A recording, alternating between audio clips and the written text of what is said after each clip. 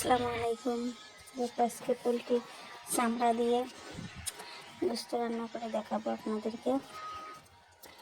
সব ভিডিও তো দিছি, আজকে পোলট্রির চামড়া রান্না করে দেখাবো। প্রথমে কড়াই বসাই দিয়ে তেল দিয়ে দিয়েছি, পেঁয়াজ দিয়েছি, শুকনো লঙ্কা, তেজপাতা, আদা, তারপরে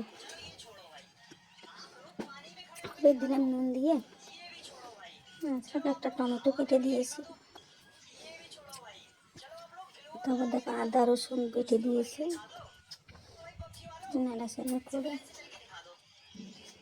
দিয়ে দেবো আলুটা। আজকে আলুটা ভেজে নিয়ে নেই, এখানে ভেজে নেব। আজকে অন্যরকম করে রান্না করবো প্রতিদিনের মতো।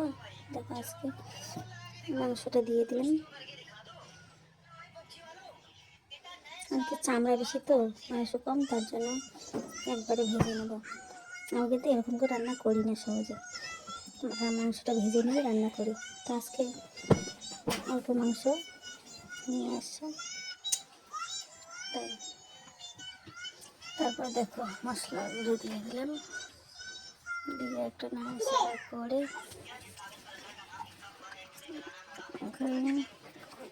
10 মিনিট পরে একটু জল দিয়ে দিলাম। জল দিয়ে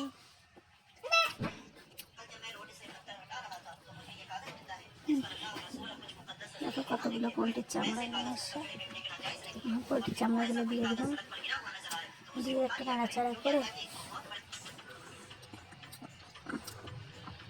আবার ঢেকে দেবো। দেখো 10 মিনিট পরে ফুটে গেছে। দেখো একটা কষিয়ে নিলাম।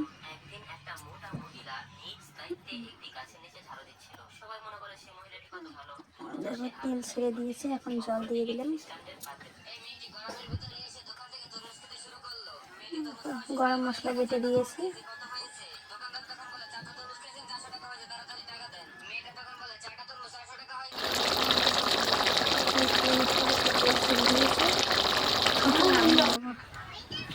রেডি।